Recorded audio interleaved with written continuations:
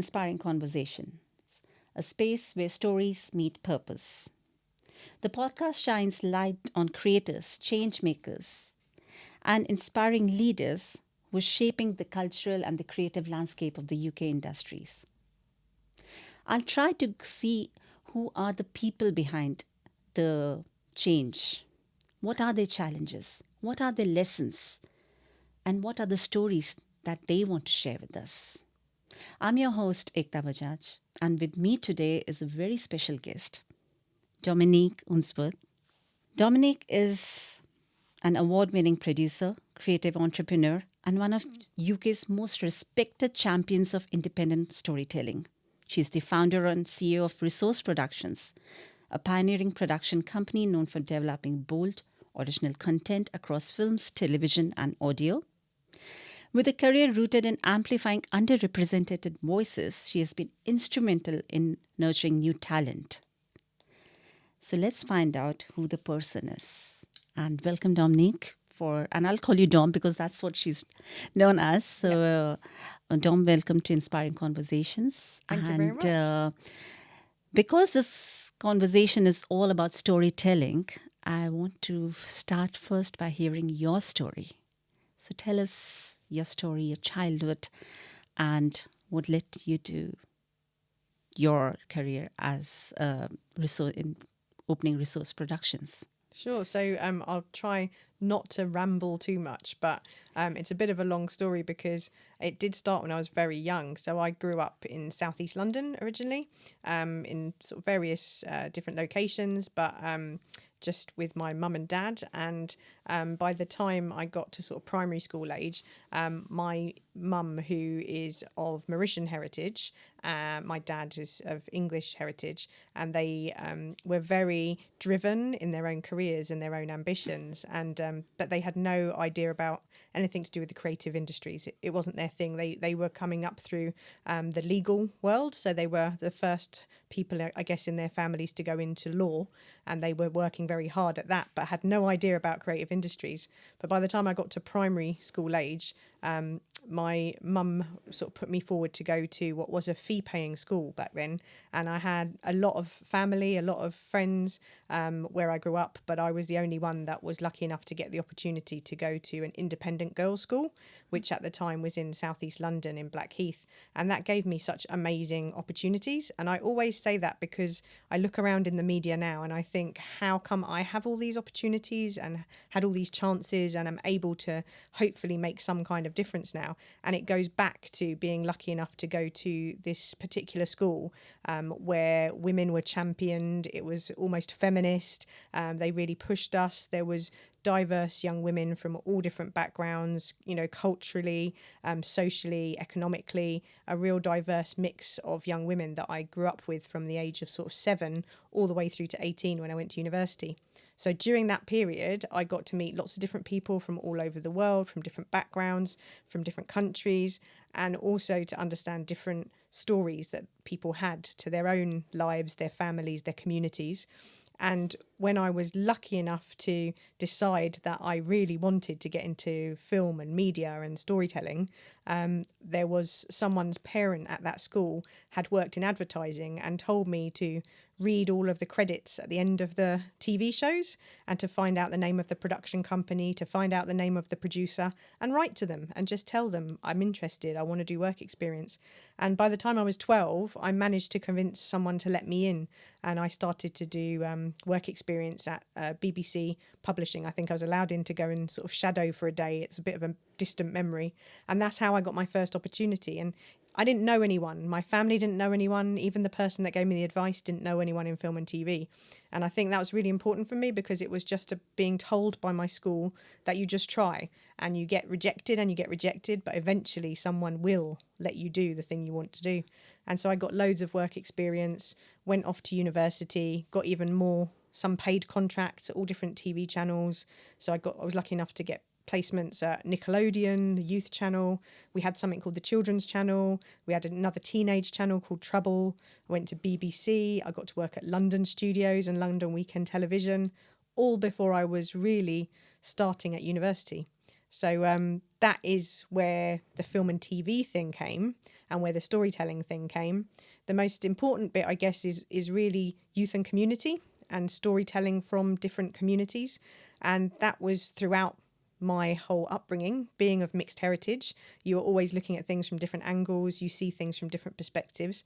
And then I was lucky enough to be able to pull all that together by doing lots of youth work and being able to work with other young people and hear their stories and support them. So I did things like scout leading and brownie leading. So these kind of uniformed organisations where I learnt how to really be a youth worker and to see how the next generation beneath me, what their interests were and what they wanted to see and what stories they had and what stories they wanted to hear.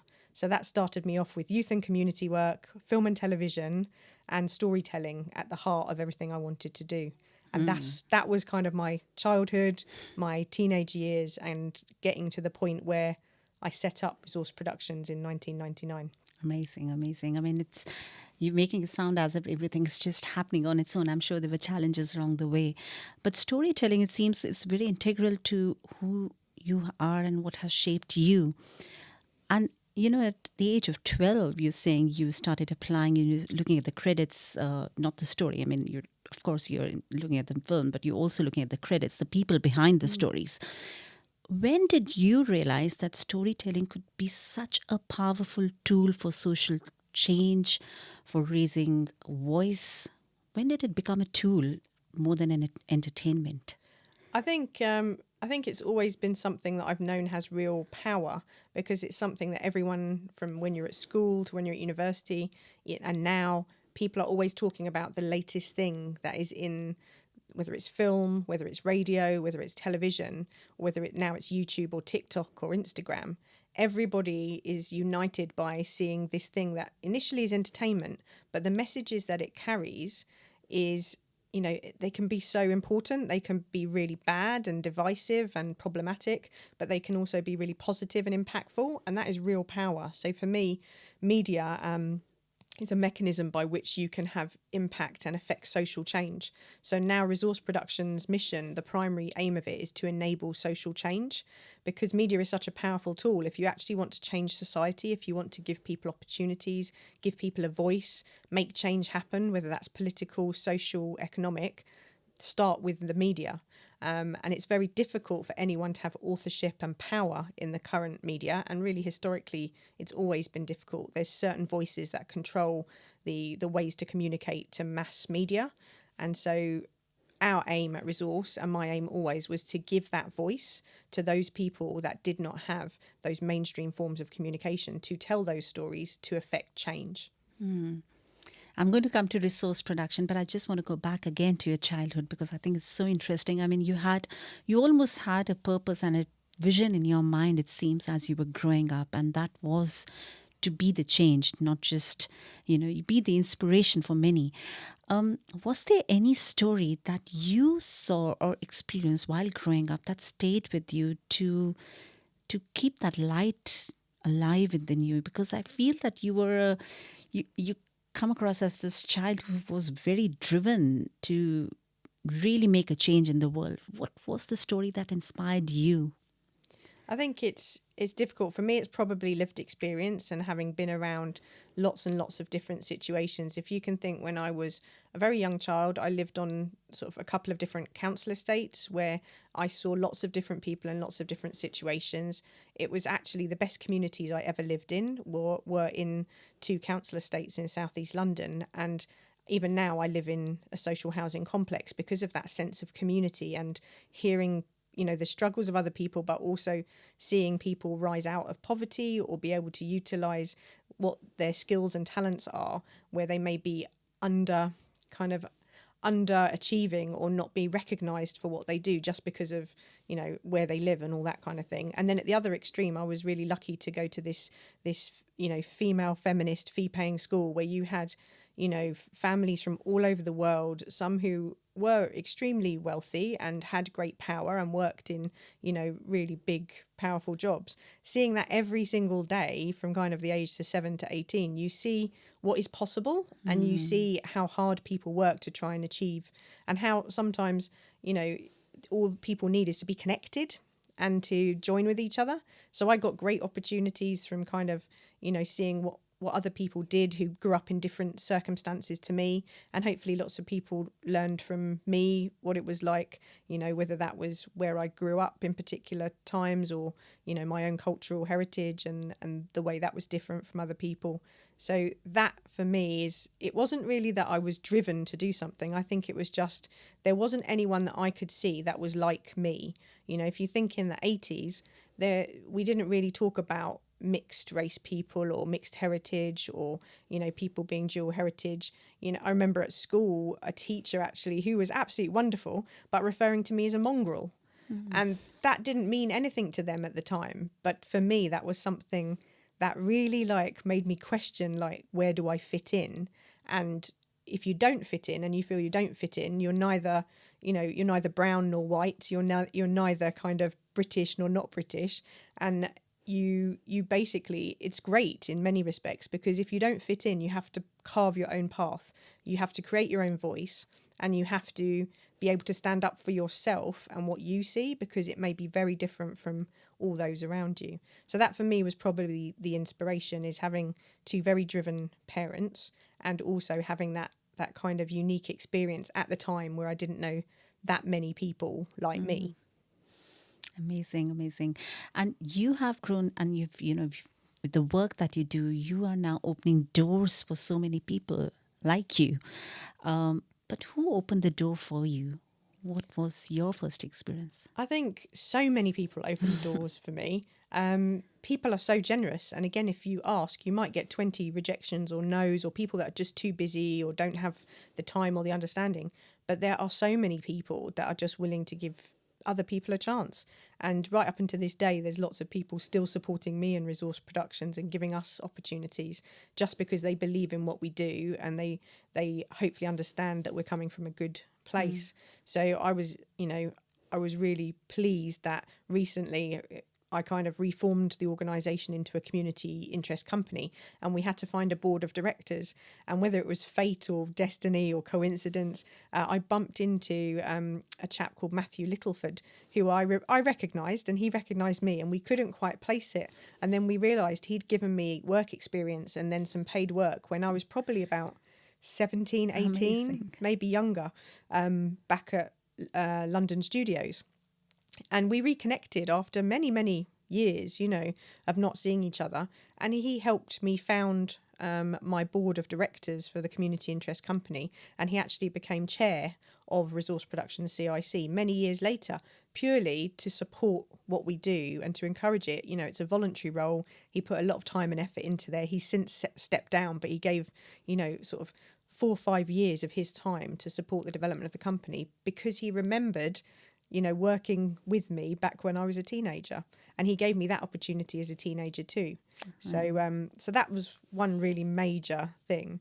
And then another couple of things is we were told back in the 80s and 90s, you were told that if you want to go into television, you have to go to the BBC. That was the only thing. So the way to get into the BBC was to get English or history. And I wasn't very academic.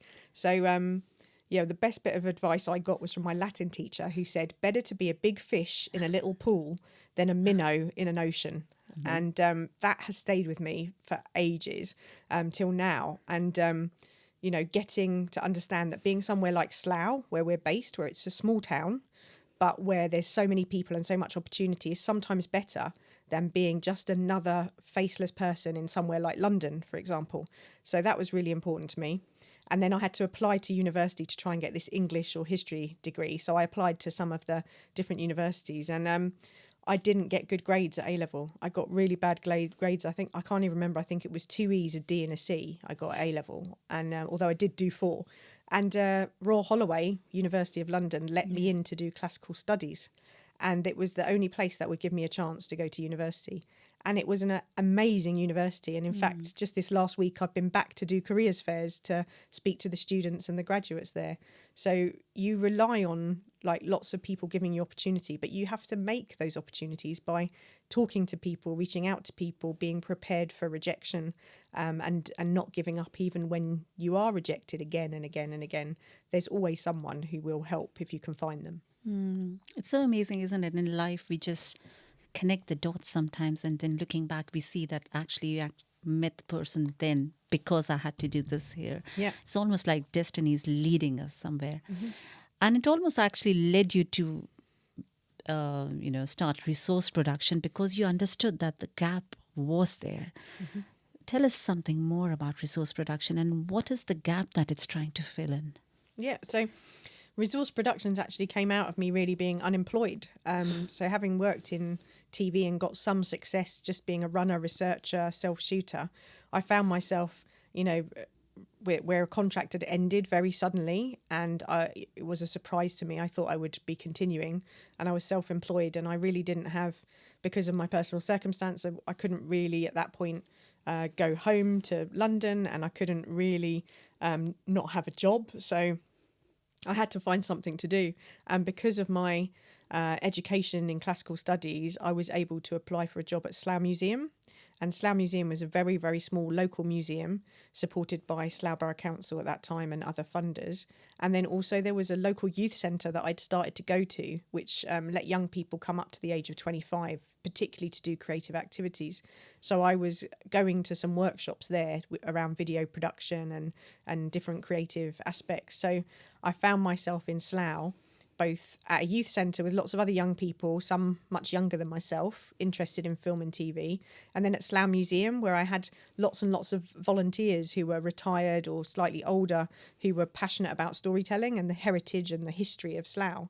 And Resource really evolved out of me trying to create something out of those two sets of communities and to bring them together.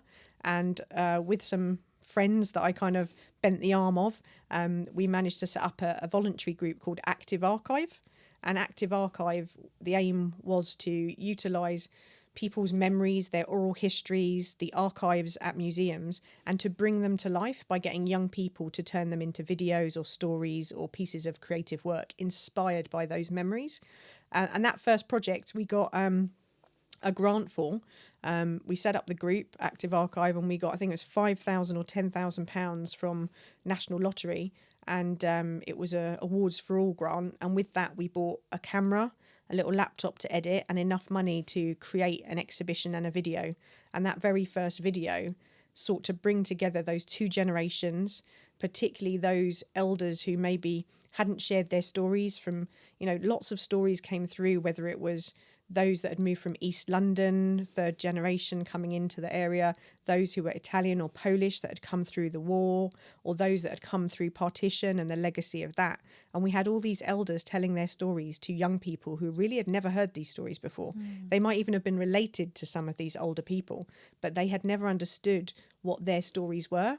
And it was a wonderful project, which was really enjoyable, but it was also had real meaning and connection. And it hopefully opened up that opportunity for one generation to respect and understand the other, and to also learn lessons from the history and the experiences of those that had been through things before that we might be seeing again, whether that was racism, whether that was political unrest, whether that was, kind of trying to get work or unemployment, accommodation and housing, and the struggles of trying to do that. The same problems repeat themselves, but sometimes if we don't stop and listen to those stories, we forget, and we end up repeating the same things again and again. How interesting. And stories again become very integral to what you do. But over the years, of course, resource production has grown, and it has become very such a powerful entity on its own. So tell me about the challenges that came, the journey, how from where you started. Did you even think that you would get this far? Was this the vision always? No, being really, really honest, there wasn't a massive vision. It was very organic. And I think that's been the success of Resource Productions. At the beginning, it was just me and some volunteers around Active Archive and working as a community to try and get these stories made. But gradually I was able to start employing people. And I think the big part of resource productions, which we try to do, we don't always succeed, but we try and find people to work in the company who may never have considered a career in what we do, may also not necessarily have the contacts or the connections or the experience to do what we do, and to try and build that team as the staff team and the freelancer team, so that those people are kind of, they're almost like sort of missionaries for what we try to do. They can go out into the industry, hopefully take whatever they've learned, whether they've done an apprenticeship or whether they've come later in life to us, and they can go out and kind of do what we do or embed it into other organisations. So the staff team, who are amazing, they do most of the work now. I just facilitate it, but they have grown organically over the years, mostly through apprenticeships, which we really champion as a way for people to develop and grow. So we have, now a team of around 20 people, having started with just me in 1999. It has slowly grown 1-2, per year over those years. So I never envisaged that we'd have a team as large as we do. I don't really want to grow it any bigger. But we also have all of these self-employed freelancers that over the years have gone away, made successes of themselves, done all of their training and their experience, and come back to help us, which is really amazing. And that I had never envisaged, that we would be in a situation where some of the young people that started with us when they were 14, 15, 16, they now come back and help the other people, and not just young people, their peers, people who are older than them, people who've got, different experiences from different backgrounds. So we've got these kind of many generations now dating back to 1999 all the way through to now, where we have all different programs for adults and young people. And the biggest thing is connecting people to each other. We can only do so much. Like we can't solve everything. We can't make a difference to everyone. But what we can do is connect people. That's so amazing. I have seen the work you do and the people that you employ, and it's amazing. I'm going to come back to that, but I want to understand about one thing that really stood out was diversity. It is such a natural thing for, and when I think of diversity, I think that's the most natural that us humans can be. We are different, and we got to honor that and respect that, and you champion that. So tell me, what does diversity really mean to you? Because for most of the production houses, I can assume that creative houses or whatever, I'm not commenting on anyone particular, for them it may be just a tick box. But what does it mean to you? I think diversity has sort of become a little bit of a dirty word in recent years, especially with people now looking at EDI, equity, diversity, inclusion, and, what does it really mean? And I think it's really important to, I think we cut it back to access. Like everything comes back to access and the equity of opportunity. So if you don't know like how to reach out to different people and to provide different pathways in and different access points into any sector, any business, any kind of world of work, then you're only ever going to reach part of the potential of that company or that product or that service or that particular industry. And by increasing access to the broadest range of different people, and by that, we mean everything. That might be people from, who went to different schools, people who come from different geographic areas, people who are from different lived experiences, people have different access requirements that might, come from different viewpoints. The more diverse that kind of set of access points you get, the stronger your product, the stronger your project, the stronger the piece of media you make will be, because it will have influence from so many different viewpoints, from so many different experiences, that it is more likely to be representative of and or connect to somebody out there or some groups out there. So your message can carry more weight, it can be more authentic, it can be more far-reaching if your team and the people that you work with have different experiences and different viewpoints. And that, people try to make it really straightforward that it's something around disability or ethnicity or gender. It's, yes, those are really important to think about, but actually, the diversity of thought, those are just indicators that might suggest you have diversity of thought from each other. If one of those protected characteristics, as we call them, is different, then you may come with different thoughts and ideas and creativity, but not always. So true diversity is not limited to those protected characteristics. Just because someone comes from a different culture or is a different gender, they may think in a very similar way. So we're constantly trying to put people together who think differently, who would not necessarily, let's say, be friends or get on or know of each other or have the same interests in real life. But actually, if you create content with that mix of people, you have really powerful products that come out, because you're constantly having conversations about things that other people don't understand about the world or have not experienced in their own life. And they're sharing those stories and those thoughts and those viewpoints on whatever you're making. So I think that is, for me, that's what diversity is. It's just bringing people with different, mindsets and experiences and creating those access points so that they feel safe to share their views and their ideas, and they feel that they can access the opportunity to make something out of them. And I think it's almost like increasing the possibilities. The sky is the limit for imagination, but how much can we imagine if we only know this much? Yeah. It's always good to welcome different ideas, so the Yeah. possibilities increase. And talking about people again, and it's very interesting that you mentioned that you actually employ people who have no experience in media, because I'm sure there's just so many talented people out there who are just not waiting, who probably are not even applying to get into the creative industries because they think they're not good enough. So what do you think are the invisible barriers in somebody's mind that stop them from entering this industry? And what is the biggest myth that they hold in their heart that you think? I mean, I think the biggest barrier is probably a real one, and that's why it can be quite difficult, which is most of the creative industries are self-employed and people work for themselves, particularly the more creative roles, whether it is, being a radio DJ or a podcast producer or an actor. Those jobs are self-employed. So how do you find out how to get a job? And unless you know someone who has been an actor or a podcast, producer, you don't know how you find those jobs. And you also don't know other people that are necessarily doing those jobs. And so you've got no basis for comparison, no one to discuss things with. And so the barriers can just seem massive because you don't know where to start. You don't have someone that you can go to and ask. Potentially, careers advisors and so on have so many different sectors. Creative industries can be overlooked at schools and colleges. And then when you come down to kind of the necessity to make money, if in your family no one has ever made money out of any of these things, it's not a safe or secure path. At least that's the perception.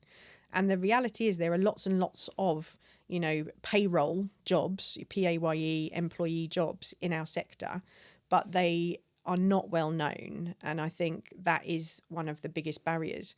And I think the biggest kind of barrier of all is rejection, because in order to progress in this industry or any industry you don't really understand, in order to understand it and to make those connections and to find those people, you do have to have a lot of doors slammed in your face.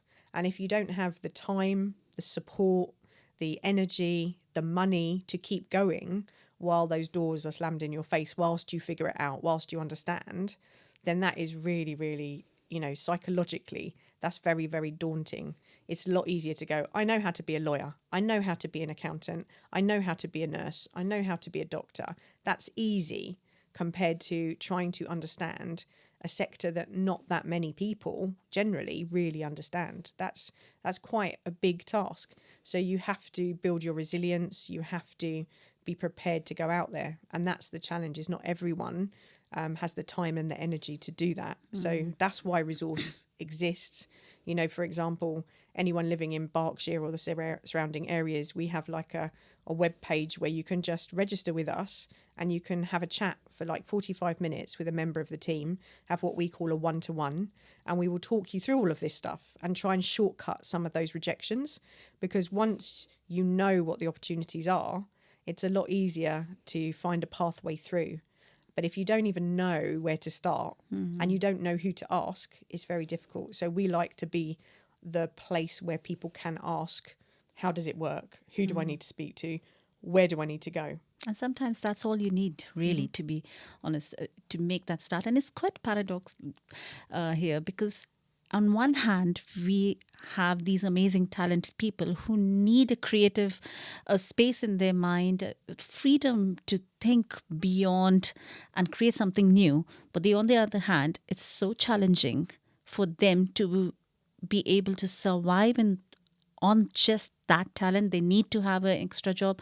I was just, doing this webinar. I attended this webinar on publishing industry, and they were saying that the writers are one of the most underpaid people out there, and it just seems so unfair that why do creative people need to just make their creativity a side job? Why can't it be a full-time job?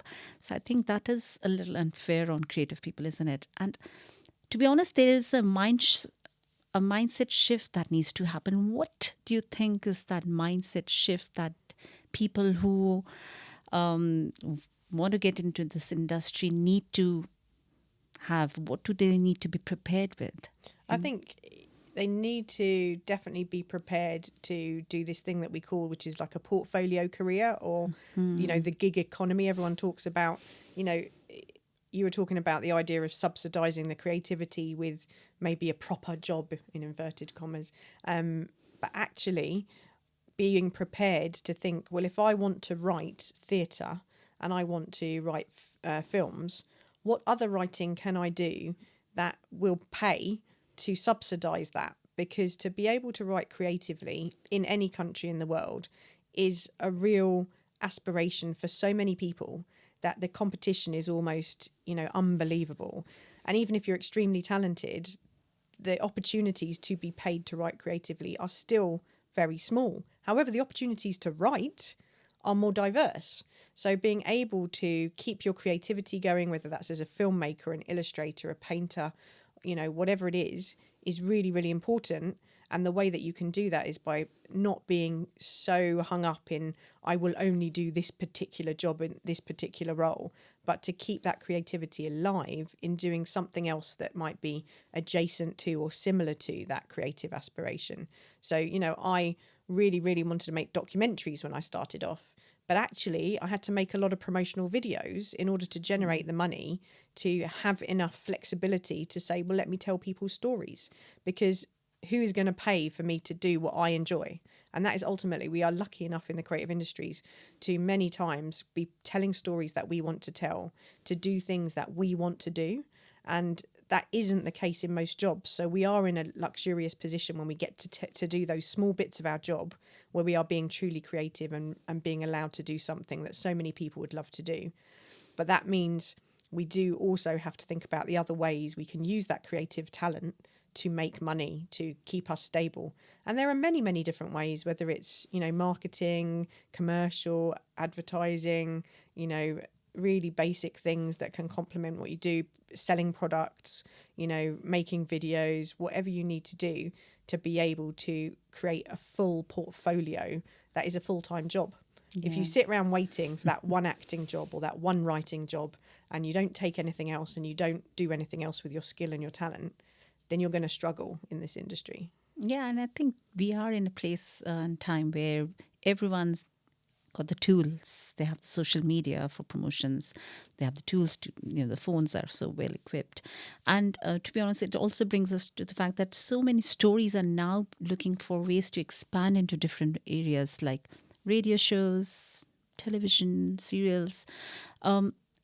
What is your thought on this? How do you work with stories that come to you, and how do you select them to to be adapted into whatever format they need to be adapted? So tell me something about the project that you've worked with, something that has stayed with you. We get hundreds of submissions of ideas, not just for films and scripts, but for projects, audio-visual projects, theatre, music, dance, submitting to us. So we had to create a system that we felt would still enable anyone to submit, but would be easier for us to manage and to be able to organise. So we have something called the project review process, where once a year on our website there is the opportunity for anyone from anywhere, primarily in the UK, but as long as they've got a connection to the UK, and our focus is still Berkshire and particularly Slough, but anyone from anywhere can send in a story or an idea on a project in whatever format they want. It's not like a grant application or anything like that. It's, what is your idea? What do you want to do? So it could be someone sends in a paragraph of a story they want to turn into a short film, and they say, I don't know where to start. Can you help me? Or it could be someone that sends in, you know, a fully formed theatre show and says, I just need help putting this on. Can you suggest how I might get this up and running? So we get those submissions, and then we have a group of people, some of whom are alumni who've been through our organisation, you know, and have come back to help. Some are staff, and they review all the projects and they kind of rate them based on our vision, mission and values. And then through that process, they identify, should they go on a training course that we're running or that someone else is running? Should they, you know, really think about collaborating with someone else that we know from our database? Can we connect them to someone to help them develop that project further? Is it a really unique idea that we think this person's got both the skill and the talent and we just need to find money to make it with them, and we will try and do that? Or is it that this person's got a great idea but they don't currently have the skill to do this, so how can we support them to kind of tell that story? So we always think about, you know, why this person, why now for their career, why now for the story or the activity, and then how can we help them? And sometimes people are absolutely brilliant and they have brilliant stories, but there's nothing that Resource Productions can do to help them. So all we can do is encourage, support, connect to others. But sometimes, as is the case with our program that we call Create and Credit, we make 2 to 4 short films every year, and we pick some of those stories and scripts that come through. We might need to develop them and work with them and match them with a mentor, or they might come perfectly formed. So this last year, we made recently 2, we completed 2 of those Create and Credits. And one was called Kitty Party, which was written by 2 co-writers, Shakir Kadri and Rusha Browning, who have been sort of in touch with us for many years and worked on different projects. And they submitted this idea, which, you know, originally was a series. And we just said, let's try and make it as a little pilot to give people experience to do a set build. And it was a entirely female cast, which for us was really interesting. And it was absolutely great fun to do. Got lots of people experience on the production, and now it's going around the festival circuit, and I think it's already got into one BIFA, you know, accredited film festival, so it's already doing well. And then we had another story came through from someone we'd never been in touch with before, a writer called Thomas from Reading, and we'd never really done anything with him, but his story was so compelling that most of the group that read it were just like, this is a lovely story. And it was just about 2 young men dealing with grief.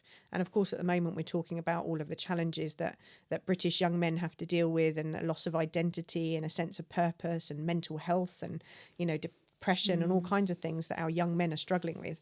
But you don't see them championed or a spotlight shone on them. So to enable Thomas to see that story that he'd created, realised, was something we felt we should all really support. And then that was a entirely male cast. And we supported, you know, a couple of producers to get their next credit. One producer got her first credit on it. And it gave people an opportunity to tell that story, but also to get experience of working on location and of working, you know, in a different environment with different people. So that's how we kind of get from someone's idea in their head that they just randomly submit to us through our website to 2 finished products. It could be someone we've known for years and years and years, and they've had many, many rejections, you know, and they persist and they keep coming back. Maybe 10 years, I think, since those 2 writers actually had been submitting stuff to us. But this is the first time that we were able to support them, but they persisted. And then on the other hand, this great young man with a great story sent it in, and first time we were like, this is the moment that we need to make this film, this story. We need to tell it now. And his story is perfect for what we think is needed. So there is no right way to support and develop people, whether it is, you know, freelancers or whether it's someone who's writing and directing. But we'll always try and see how we can pull off at least 2 to 4 projects a year from what we get in. And that's how we ended up making our feature film, Little English, with the writer-director Pravesh Kumar. And people always think of us sometimes as a youth organisation, but it shows you the breadth of diversity of what is needed, because someone like Pravesh, who has, you know, an MBE, who has award-winning theatre work, who has been in the industry for many, many years, the fact that he wasn't able to, or wasn't approached to have his work turned into film is slightly weird and odd. Many theatre directors get approached, but you start to think, why is it that he hasn't been approached? Why is it his stories that are selling out all over this country are not being, sought after by filmmakers and so on? And so after many years of knowing him, and over 20 years, we finally made one of his projects into a film. We looked at other projects as well. We had a fixed budget, and it was clear that Pravesh was open to understanding that even though he has a prolific career, he's extremely experienced and professional at what he does. He knows everybody in the industry, but he still found value in working with us to create his first feature film. So it can be that brand new writer, but it can be someone with as much experience as Pravesh who isn't being given the opportunities that they really should be, because people don't necessarily understand the audiences that we're speaking to, the people that are watching films and people that are listening to podcasts and radio and going to the theatre. They are different to those people that are commissioning. A society in the UK and also globally, things like the South Asian diaspora is a massive growing market, and it's just not being recognised by a lot of the people in positions of power.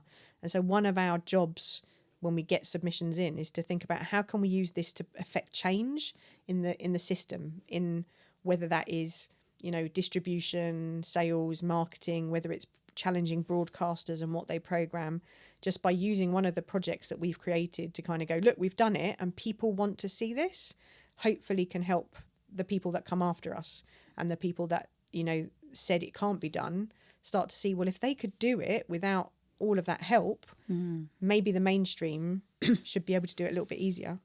But I think the shift also has to come in the audience, in the minds of the audience as well, because I know over the years, more and more, especially South Asian diaspora, people of color, they've started to write more because they're seeing the opportunity to actually see their work turn into something more beautiful, or they see their dreams come alive as well. But I think there is a shift that has to come in the terms of audience as well. They have to be more open to the creative work of exploring different cultures, isn't it?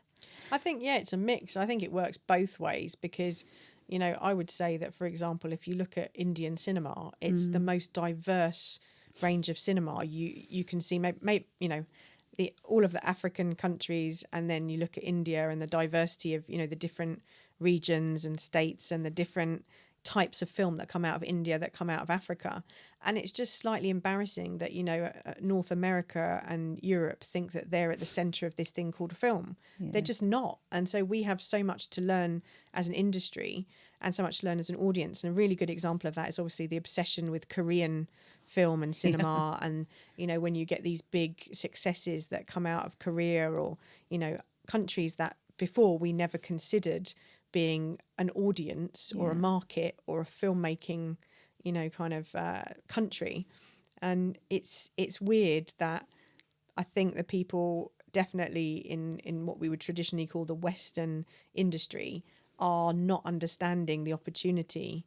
I think the audience is there, and I think the audience probably has always been there, but it's a lack of translation, of understanding of different cultural approaches to film, to theatre, to music even as well. I think if we make the right things that tell the right stories, the audience doesn't find it hard to come. I think you're right. We need to actually give the option for people to actually choose. If they're not given the choice, they'll keep picking the same things, isn't it? Yeah. Amazing. And you have also earned an MBE for the work that you've done. So what has been that experience been? What does it mean for you and for those that you're trying to champion? Well, it's really interesting because when you work in the area of diversity and inclusion, to accept what is essentially a British Empire award is very controversial. And, I know people that have turned it down, and I myself was like, should I accept this? But as, a child of the empire, as I said, my mother was from Mauritius.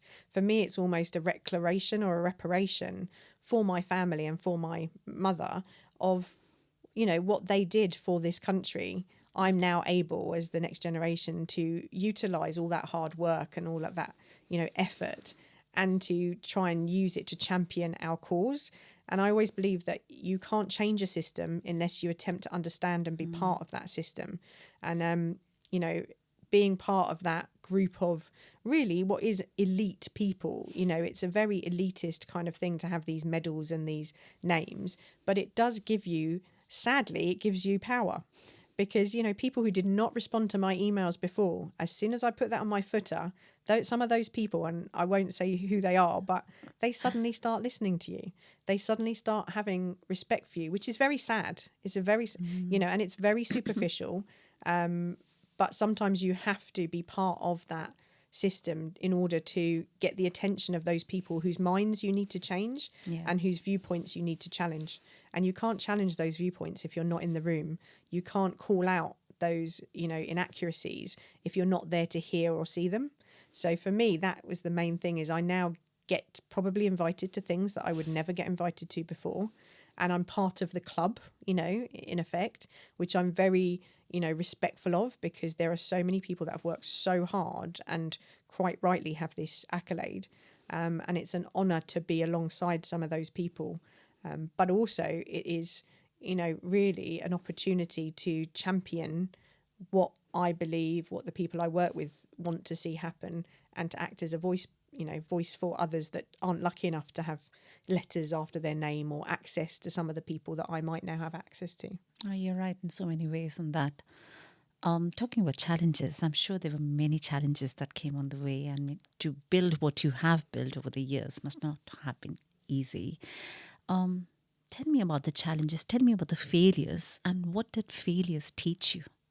It's really funny because I always try and think about the failures, and because I've got such a blinkered view of every single thing that you do is never a failure. That's You'll amazing. just learn, you know, it's that cliche of you never fail at anything, you just learn.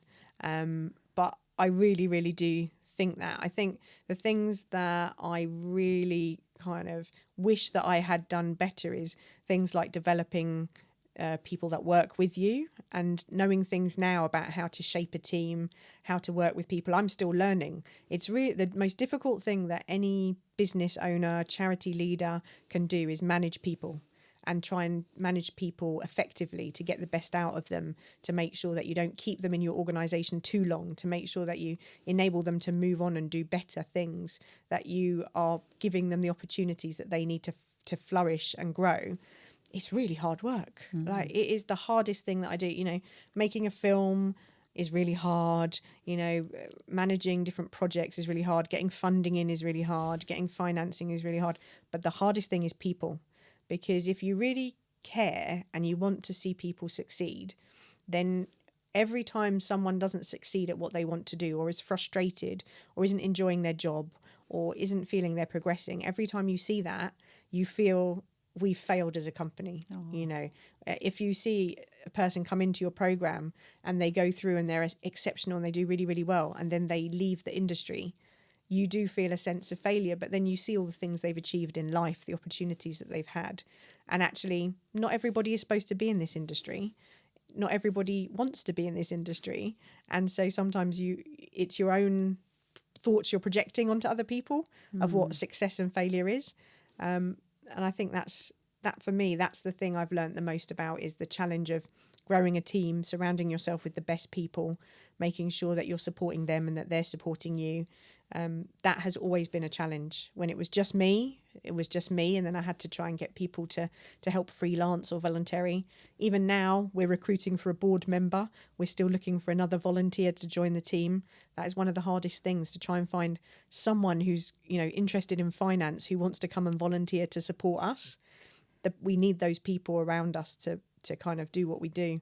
And it continues to be the most challenging thing, to find the right people, to support them properly, and to give them opportunity, whilst also making sure we do everything our funders want us to do, and we do everything that our beneficiaries and our participants need us to do as well. You're almost like this light is shining, and, you know, he's just connecting with other people, giving them the light to shine further. But there must be times when you need inspiration as well. So is there any book that has stayed with you, something that you come back to again, or quote, a book or a movie?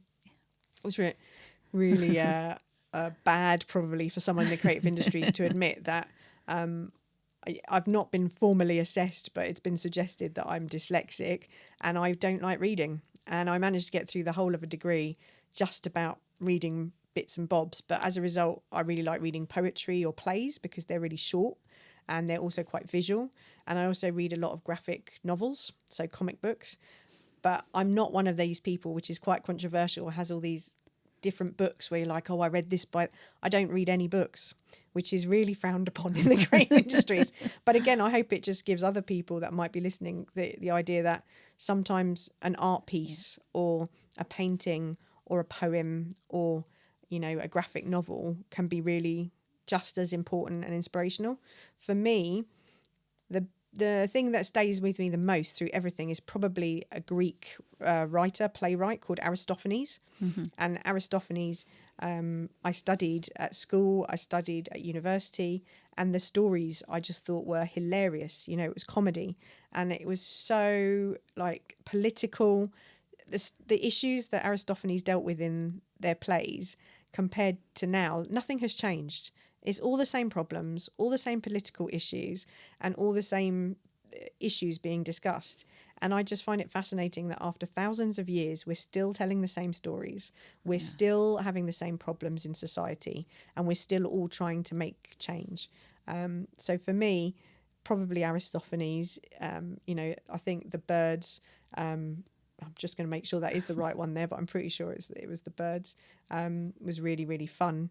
And I really like things like that are visual, that tell a story, you know, visually as well as in words. Yeah, I mean, paintings can sometimes speak volumes to you. Yeah.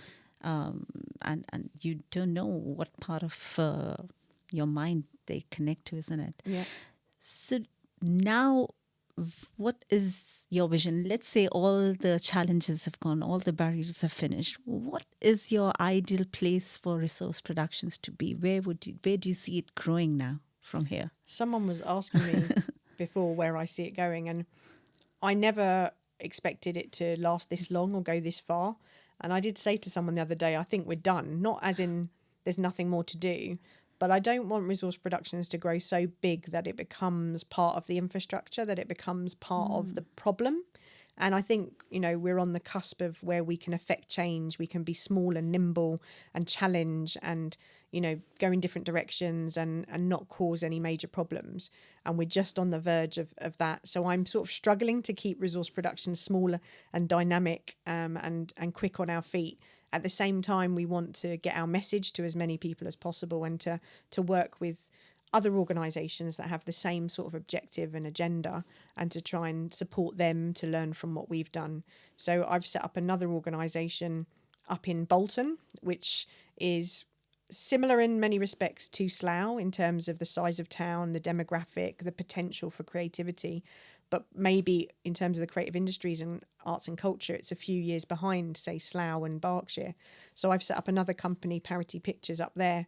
And I'm hoping that Resource Productions can share all of the learnings that we've had over the last sort of 25 to 30 years and to share that with the northwest of England, which is where my partner and his family are originally from. So I spent a lot of time up in the northwest.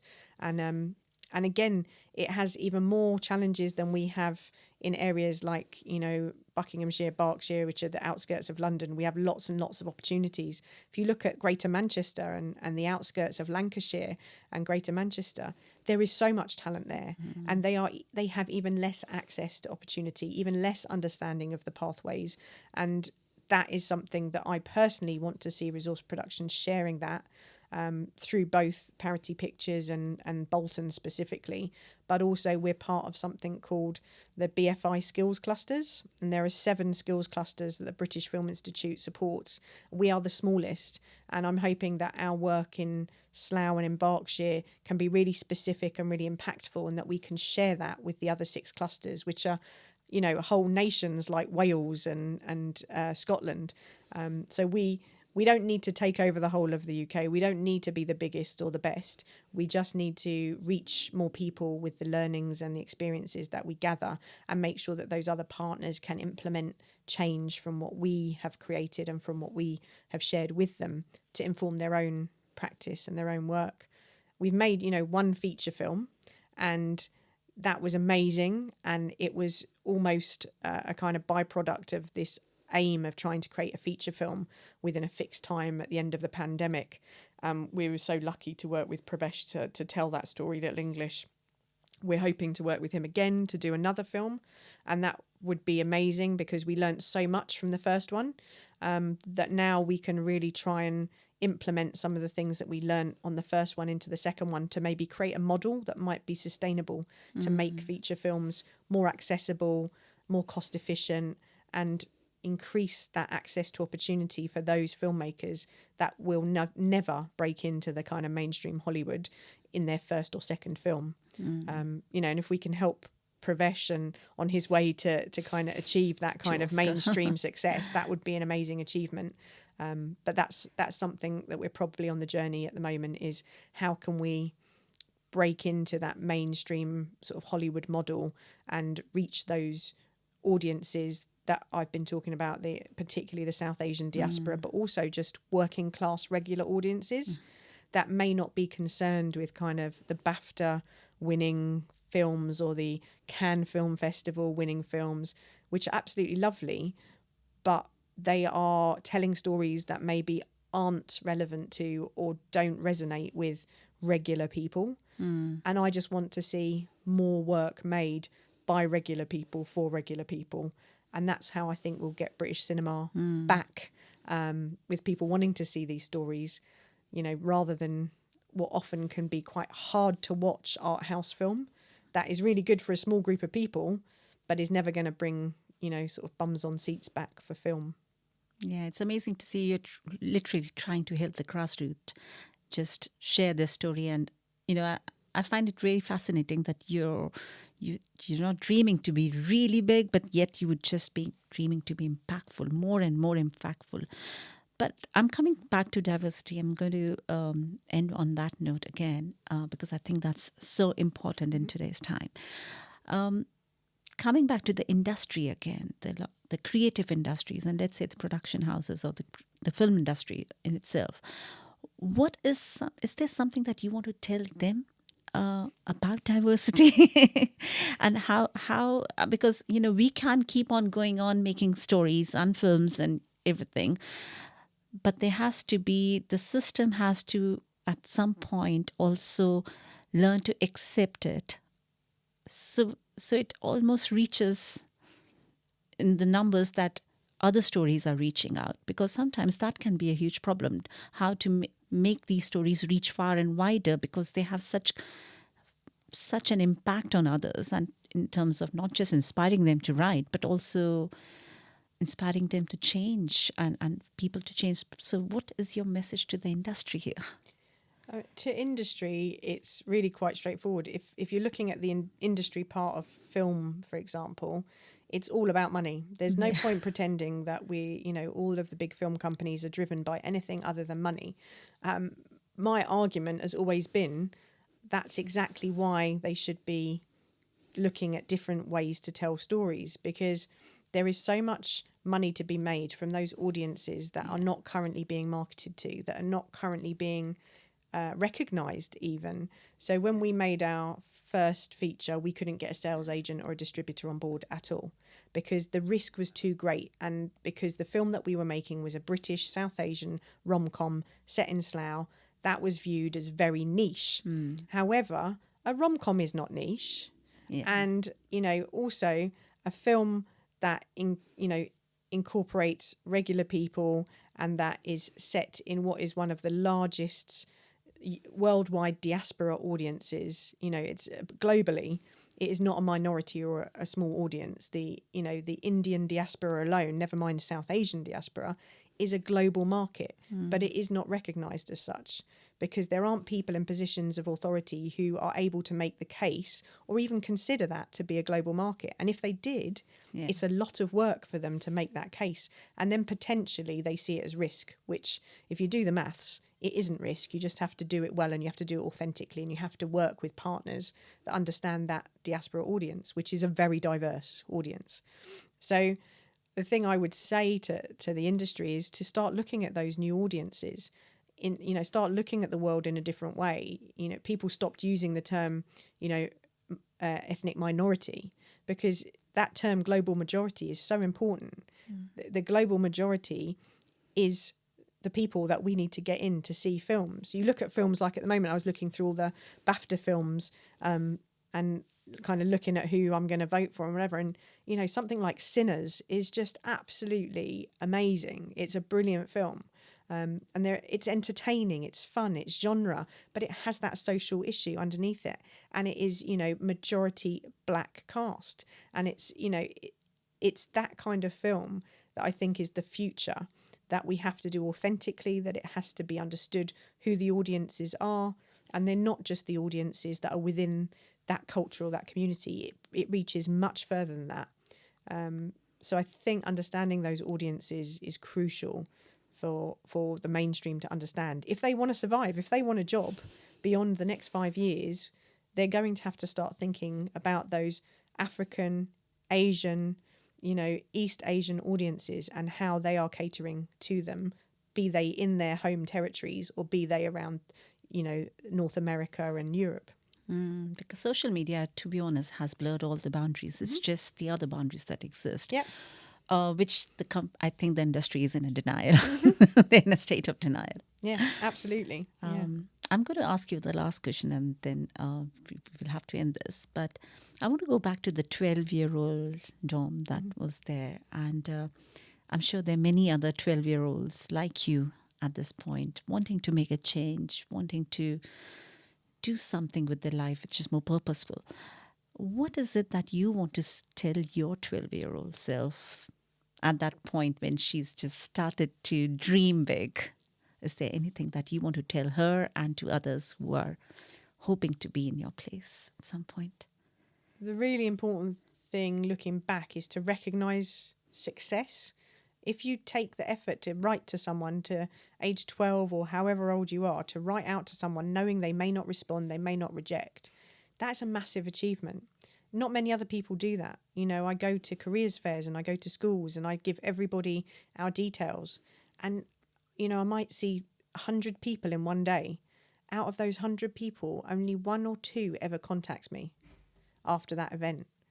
So actually, if you take action, if you have the courage and you have the time and commitment to actually take action, however small the action, writing that email, knowing that you may be ignored, you may be rejected, but taking that on the chin and being able to go, I'll just try again. I'll try again. That is the thing that keeps you going, knowing that eventually someone will respond and that will be the right person at the right time. It may take years, it may take a couple of weeks, but if you don't try, you'll just never know.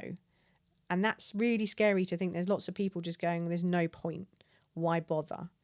No one's going to respond to me. And initially they might not, but you just have to keep going and also be realistic in terms of diversify what you're interested in. Think about how you can be useful to other people that might be able to help you.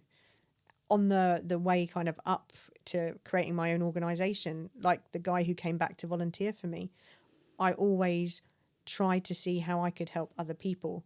And part of it is obviously just trying to be a good person, but part of it is also thinking, this is someone who may eventually be able to help me. So let me help them. And the more people you help, the more people you support, even if it's in an unrelated field, they remember. And they remember you're the person that tried to help them. And they will try and help you. A lot of those people will try and help you when you need it. So building that peer network and not being afraid of taking risks and reaching out to people and getting rejection. That, looking back, I think I did a lot of that myself, but I think I had a unique amount of just being stubborn, and not everybody has that kind of level of kind of single-mindedness. So it's a lot harder. Mm-hmm. So you need to kind of constantly think to yourself, there is a point to this. If no one gets back, if no one even rejects me, just keep going, I think. Lots of resilience. Mm-hmm. Amazing. It's been such a wonderful 1 hour with you. And I don't really know where the time went, but we'll have to end this now. So thank you so much for that inspiration. And Thank you. Being a writer, I just see the value that you bring to this industry and the importance and the passion with which you are, describing the work you do, and the intention is so beautiful. That's almost unbelievable that we still have people like you in the industry, to be honest. You're too kind. Too kind. But thank you. Thanks for having Thank me. you so much. Thank you so much. And with that, we bring an end to the inspiring conversation. And I'm sure you all have learned so much as I have. And always good to have people come here, share the stories, not just of success, of the challenges that are behind it. Because at the end, success is just the tip. There are so many things that go behind that success that we need to really understand that. And that is what this series, Inspiring Conversation, is all about. So thank you so much. My name is Ekta Bajaj, and I'll see you in the next podcast. Thank you.